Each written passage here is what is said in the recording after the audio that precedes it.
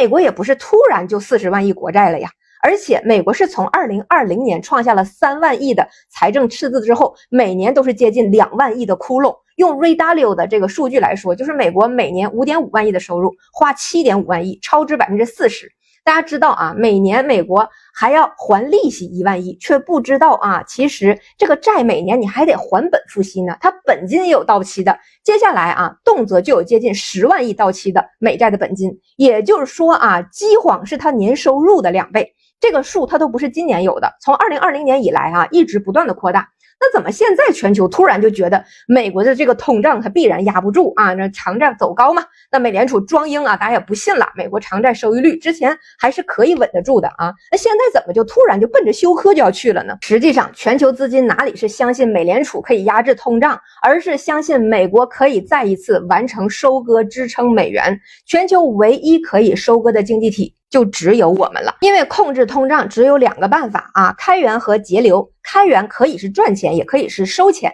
可谁不知道美国的空心化程度呢？指望它能够生产出来支撑40万亿国债的产品赚钱吗？那收钱呢，就是收税啊，收金主的税不可能，收普通人的税没有选票，而关税呢，杯水车薪不解决问题。那开源不行，节流行不行呢？少花1万亿不是也能还债吗？美国支出前3大项目，第一个利息不还就违约了，不能省；第二个医药福利保障，这个钱虽然叫福利，但最后是要进医药保这些集团的腰包的，都是金主的摆好的蛋糕，动不了。第3块军费，这既是军工复合体的蛋糕，又是美元包含的安全溢价的信用来源，都动不了，指望美国开源节流啊，都不如指望这个外星人来给美国还债。所以啊，全球资金相信美联储能抑制通胀，本质上是相信它能开源节流，能够触发生产，能够让制造业恢复吗？并不是，而是相信它能够逼我们就范，就让我们像曾经的每一个世界老二那样啊，要么像苏联那样被分食，要么像日德那样为美元体系用我们的实物生产来兜底。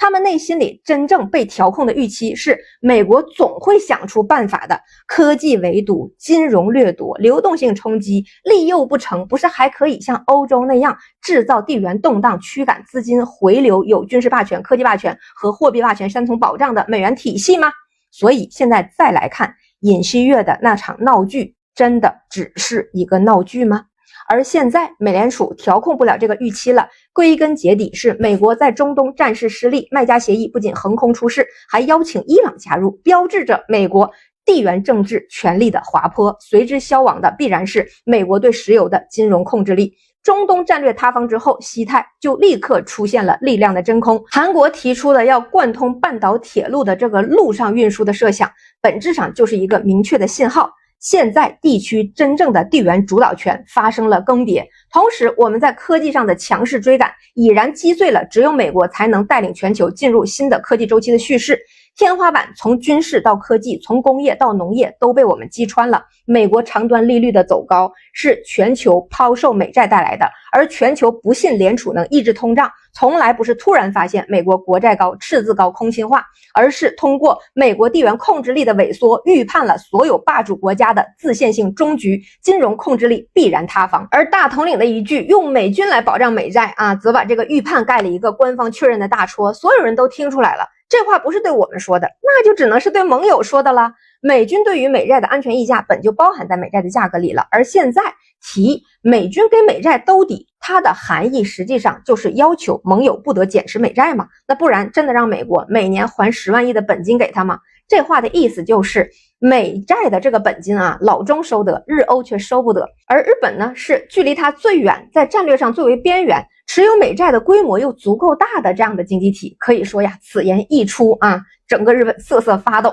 它也宣告着美债未来的路就只有日本 YCC 啊这一条了。在几天后的杰克逊霍尔，美元到底是会无声的走入那个温柔的良夜，还是摆一个独立性的 pose 在躺平，对终局的影响并不大，因为随着地缘统治力一同崩坏是一切金融魔法的宿命。而一如同样的历史规律指出的，产业登顶的国家必然会凭借着实物主权和科技能力实现地缘的加冕，这个过程都是从区域再到全球的。如今所谓的这个债务风暴或者流动性冲击，恰恰是对沃尔克名言的反讽。美元是他们的问题，又不是我们的货币。既然原有的流动性不足，新载体在产业登顶、地缘获得区域主导权之后，必然应运而生。美元当年也是一样的路径，如何分了英镑的一杯羹，我们就如何分美元的一杯羹。旧势力的挣扎总是有涟漪的，新秩序的确立需要过程和验证，所以前途是光明的，但道路通常都是曲折的。